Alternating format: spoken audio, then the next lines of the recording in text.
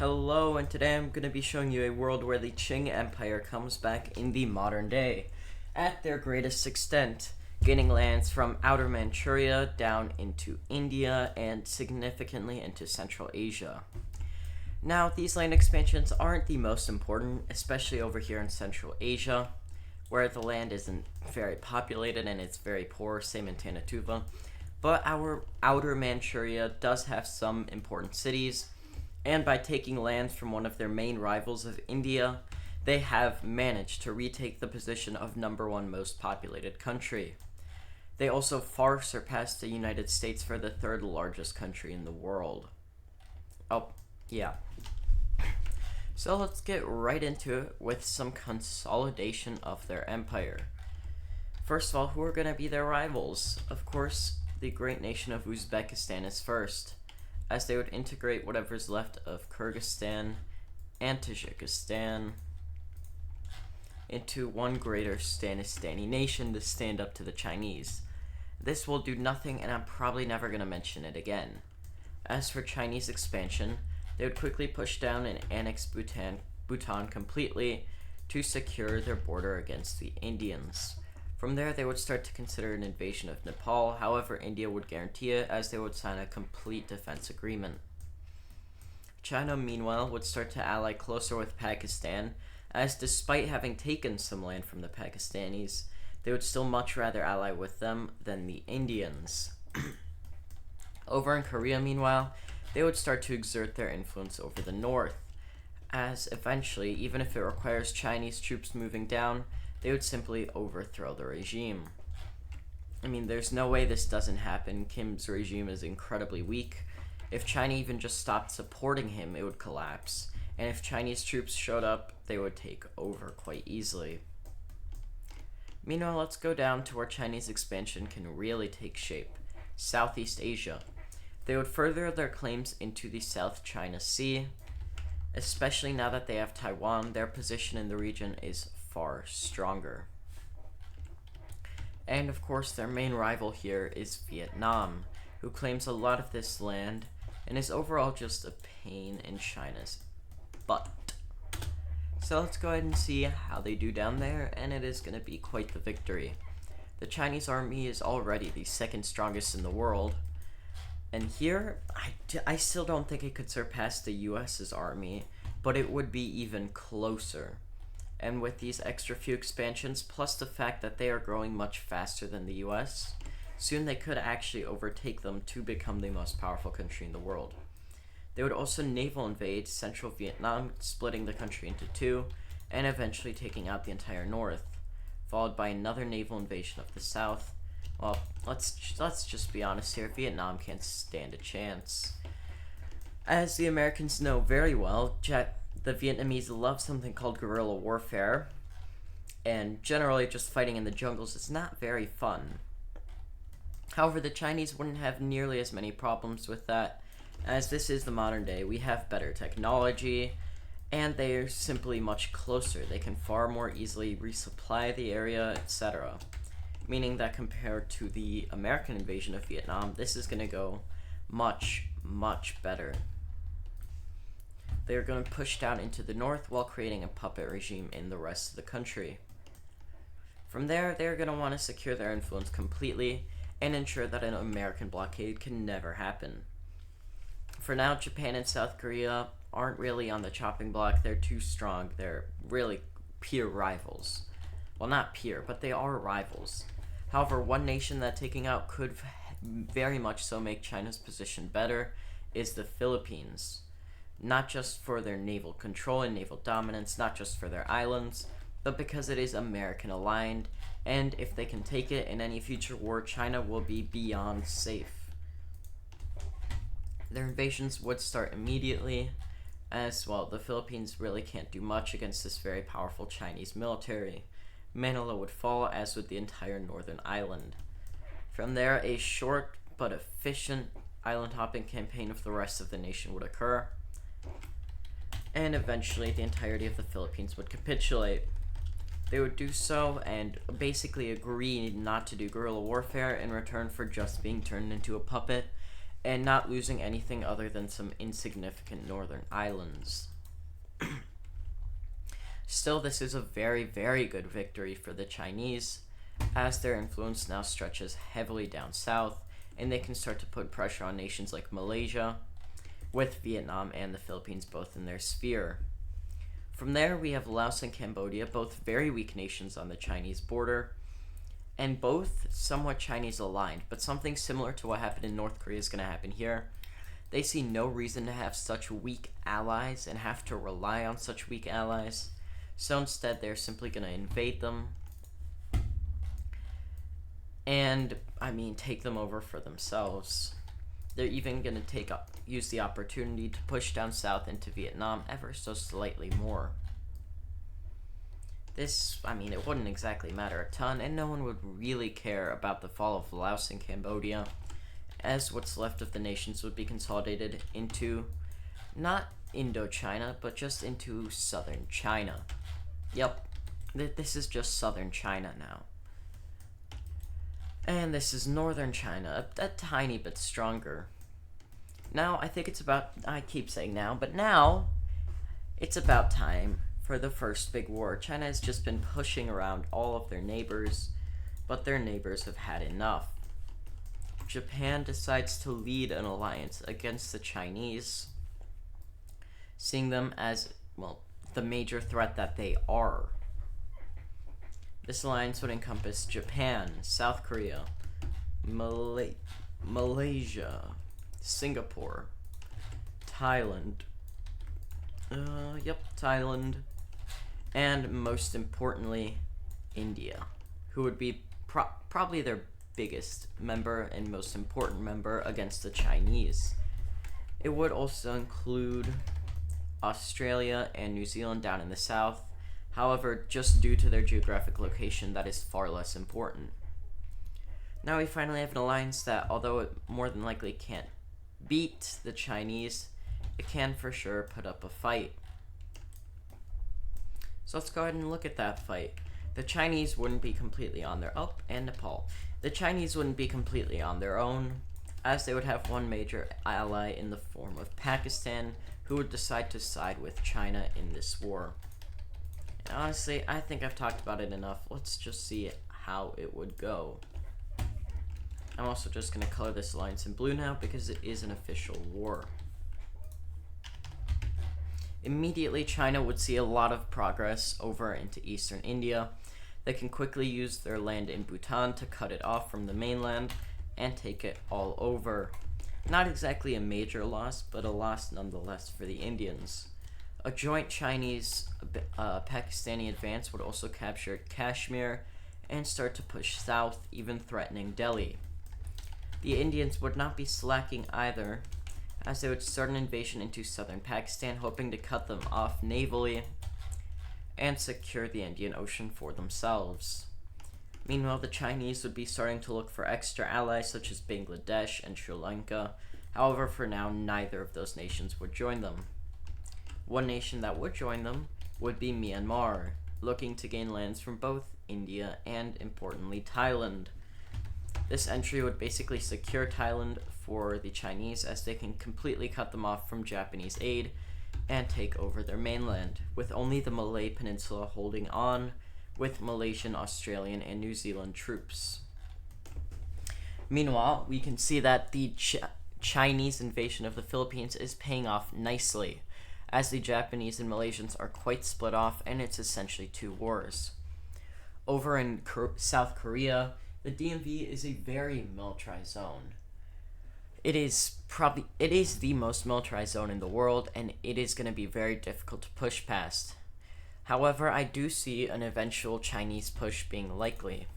Just a small breakthrough past the border that quickly expands into an uncontrollable surge of hundreds of thousands or even millions of Chinese men. Combine this with a series of naval invasions along their coast, and South Korea is cooked. Once Seoul falls, the nation is basically done. And in one last desperate push, the Chinese managed to take Busan, luckily most of the Japanese army being able to evacuate in time. And by now, the war is essentially won. South Korea is crushed, Japan is isolated, and slowly but surely, China would pick off a lot of their islands. China would have been investing heavily into their navy here, knowing that an eventual war against Japan is likely. And with Japan having to defend themselves in the north, in the south, in the west, from most directions other than the Pacific, they would eventually get naval invaded. Meanwhile, over in India, the Chinese would have continued their advance. In the mountains of Nepal, it would be very, very difficult. The Nepalese would be putting up a good fight. However, the Chinese would have managed to get Bangladesh on their side after a lot of convincing and a lot of money. This would really be what throws India off, as a major Bangladeshi Chinese invasion would capture Indian Bengal, one of their most populated and most important regions.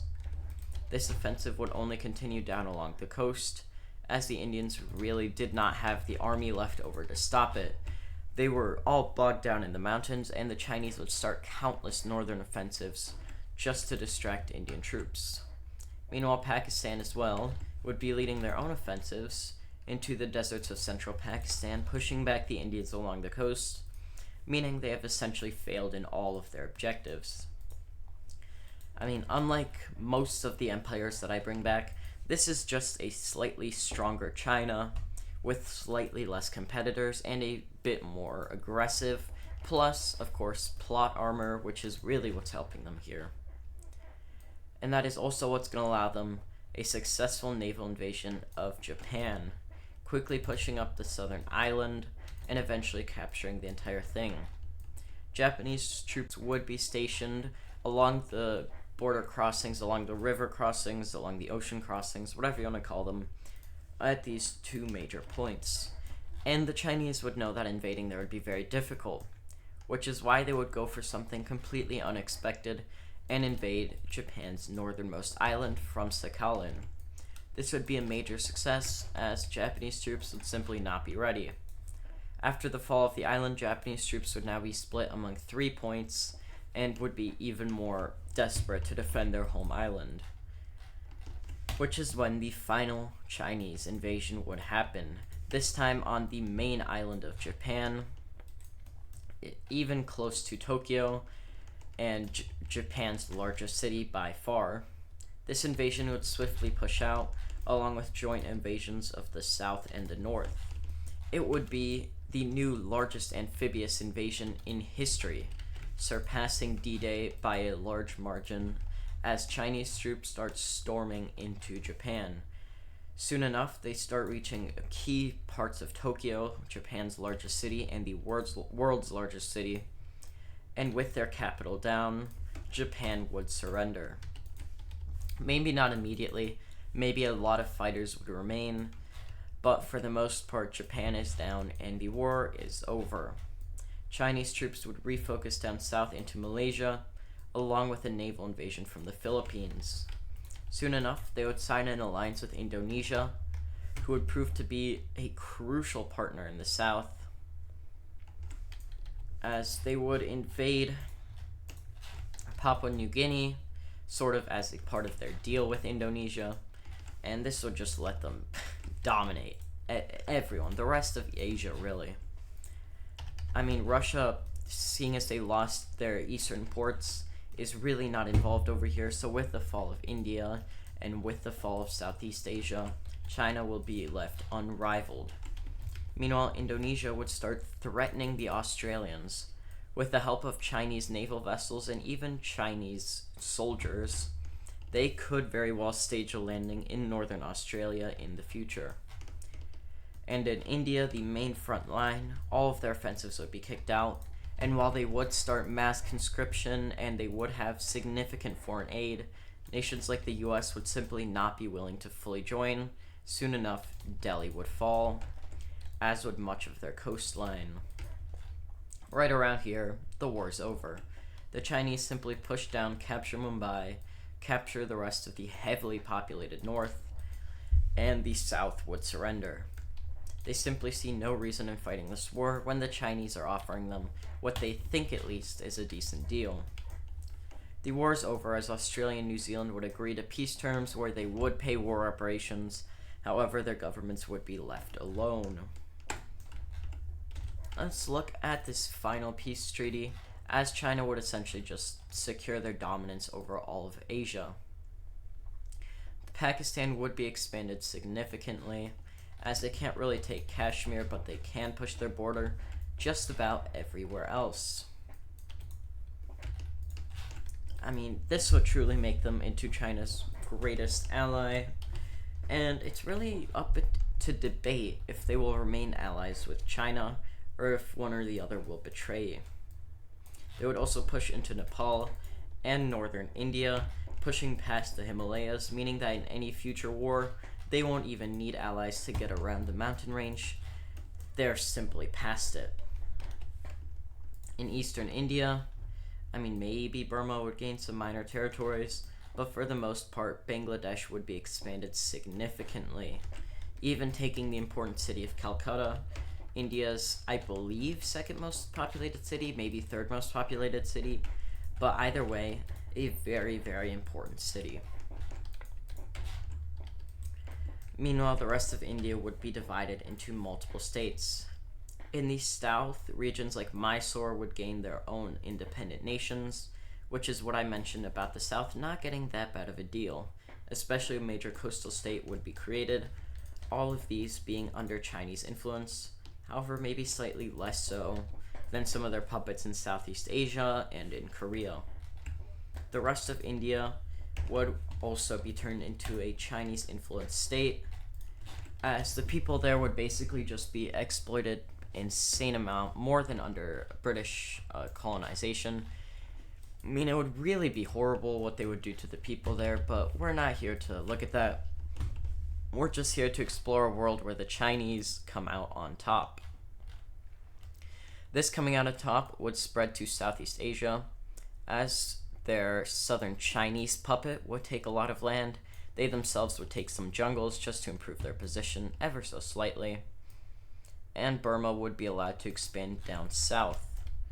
They would annex all of western Thailand, along with a lot of the Malay Peninsula, while the rest of Malaya would be turned into a Chinese puppet, along with Singapore, as they want direct influence along the strait, which they rely on so heavily for trade. Chinese trade at this point would have also been booming, as basically the entire world would be reliant on them no matter what they want to say. These Chinese annexations after the war may seem lackluster, but their influence has expanded significantly, and basically all of their competitive rivals in the region, aka India and Japan, are crushed, meaning their only remaining rival is the USA, who is all the way across the ocean and is having their own problems, by now so reliant on China that a Chinese embargo of the nation would crush them. Meanwhile, Indonesia would also expand greatly, consolidating the island of Borneo, along with the island of New Guinea. Or of just, yeah, I think it's just called Guinea, right? Yeah, probably. This would consolidate them into an island nation, as Australia is really quite secluded now, although I shouldn't call them Australia anymore. They are now simply Oceania, uniting with New Zealand and a lot of the other islands of the region, Nauru, Fiji, all of these islands who would join up with Australia and New Zealand, hoping to defend themselves against Chinese influence, although really failing at it, seeing as they are very secluded. From here, China would push down, secure their influence over Sri Lanka. I already mentioned that they're going to have complete control over Malaysia.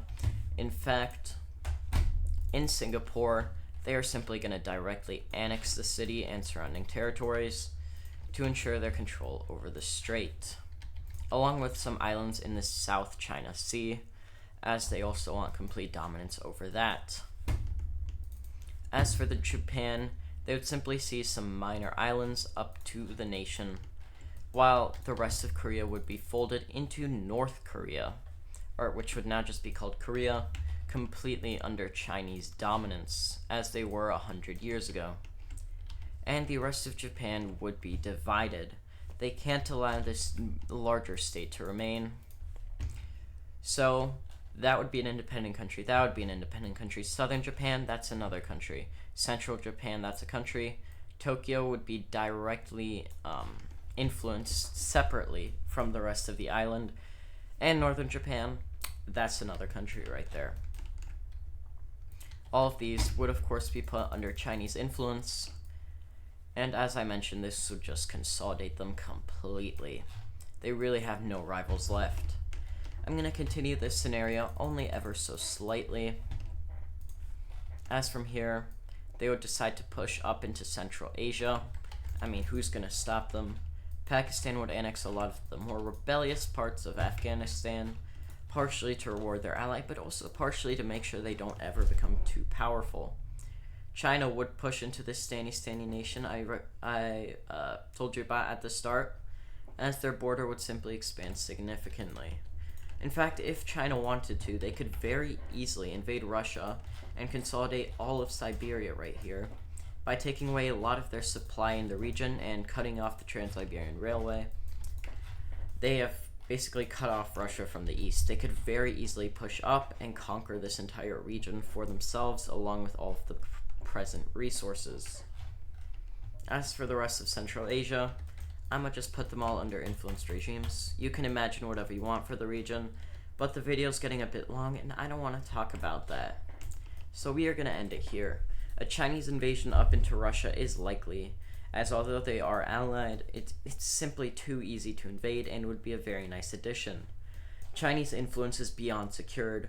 They are by far the most populated country in the world, and at this point, I'm going to give them the title of the largest economy in the world. They could also very easily become the second largest country in the world, or even the largest if they were to invade Siberia. With that, I do hope you've enjoyed the video. We've established a greater Qing China here, and I will see you all next time. Goodbye.